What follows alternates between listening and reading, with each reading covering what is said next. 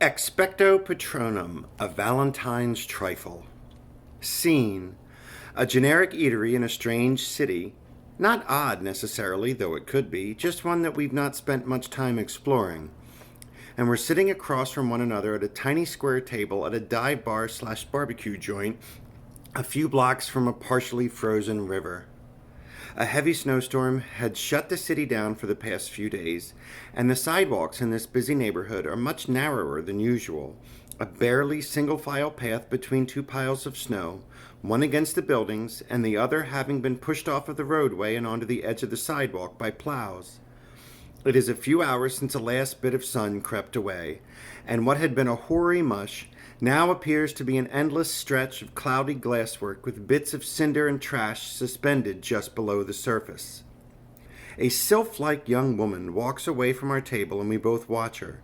She made a point of letting us know she wasn't supposed to be working tonight at least 3 times while she stood there shaking 2 different pens, which were both out of ink, rattling off the specials, the bored recitation of which seemed to be simply a distraction to her while she flirted with you. Using the pen I gave her from my purse, she wrote down our drink orders and headed to the bar.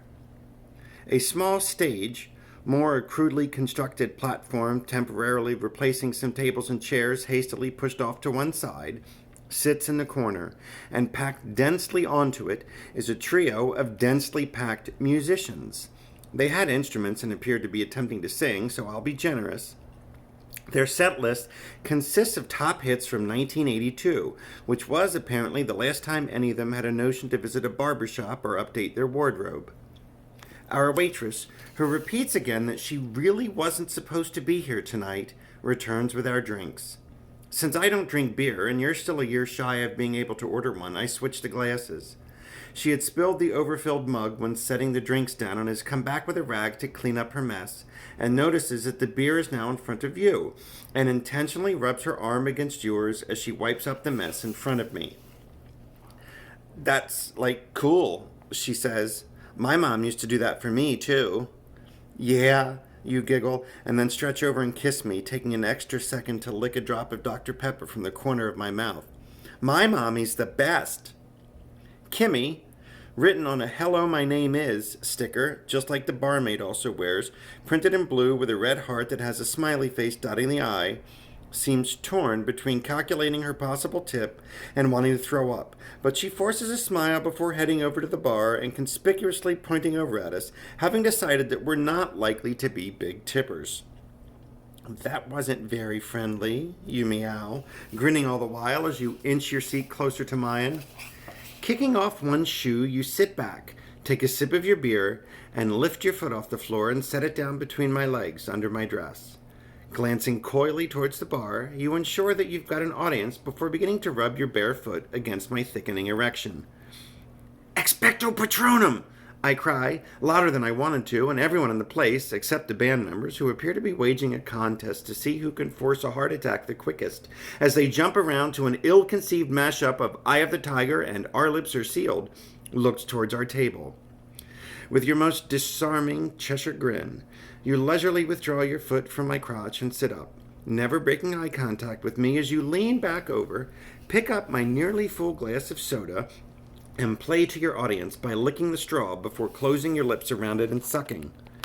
Pleased with the effect you've had on me, you casually scan the room, where you see our waitress, who clearly cannot decide which is stronger, her desire for you or her revulsion at the idea of our coupling. The straw still in your mouth, you wink at her and then inexplicably start to blow bubbles.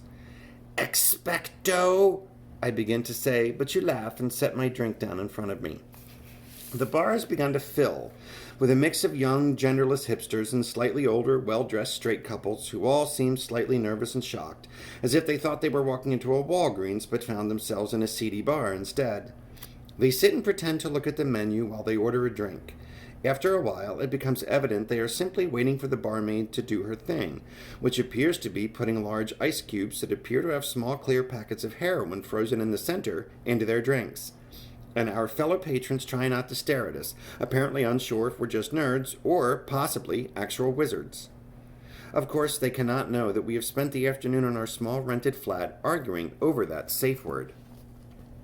I was perfectly satisfied with the evidently boring stop, but you insisted that since I'm so good with words, I was simply being lazy. It didn't seem to matter to you that at the time this particular topic came up, you had me rather expertly bound. Hogtied is, I believe, the farm term, with a thick maroon velvet cord.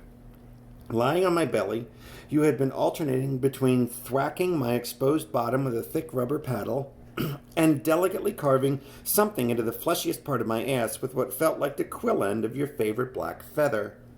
You had just finished what I correctly guessed was property of, scratching the small line through the F, when I asked you if you could loosen the restraints long enough for me to go and pee, neither of us being too into water sports. We should probably have a safe word for situations like this, you giggled. Stop really leaves no room for misunderstanding, I suggested, but you indicated your disagreement by detaching a large tan dildo from your strap-on and clubbing me on my forehead. But it's so dull, you whined. Look, I really have to pee. Can we please have this discussion after I go to the bathroom? I implored. What about faster?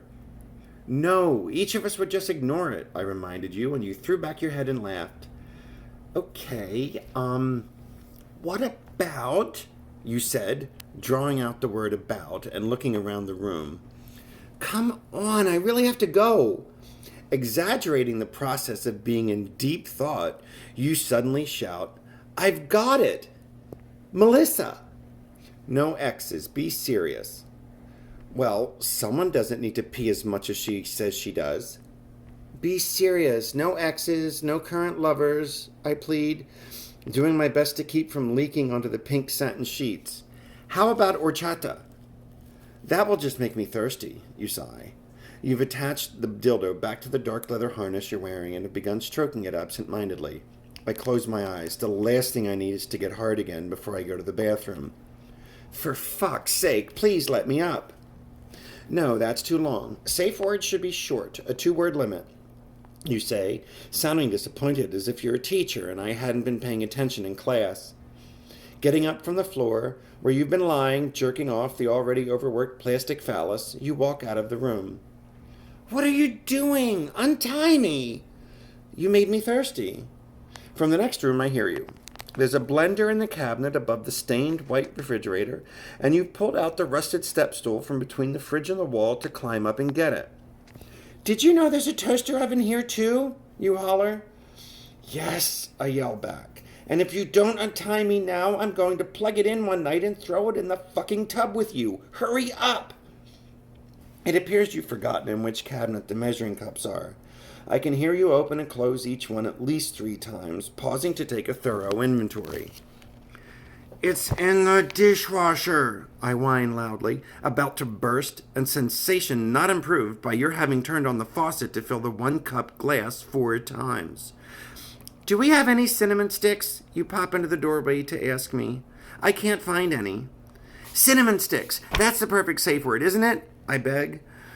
I'm not thinking about safe words now, silly. I'm thirsty. I'll just use the ground cinnamon, you tell me, as if I care at this point. I begin to yell louder, entreating you in pathetic agony. But you have started to run the blender. And when I yell again, you turn it up higher. Sorry, you say, stopping the blender just long enough so that I can hear you. This thing is so loud. I said... You'd already turned the blender back on. By this point, I'm near tears, whimpering. Returning to the bedroom, you wipe some cinnamon off the end of your eternally rigid elastomer penis. Want a taste? Please, for the love of God, untie me. We need a safe word, or else I won't know if you mean it. I groan. Scalia? Oh dear, too soon, you scold. Just pick one yourself. Any one, I sob. You then rattle off something I can't understand. I heard this in a movie, you tell me, and it takes a second for the sound to register with me. No African clicking languages, I wail. Pick another movie, any movie, please. And that is how I came, on a shivery winter's night, in a strange, but not necessarily odd, city, to find myself in a shady alehouse full of strangers, all staring at me, pointing a fork at my Patronus, and calling her forth.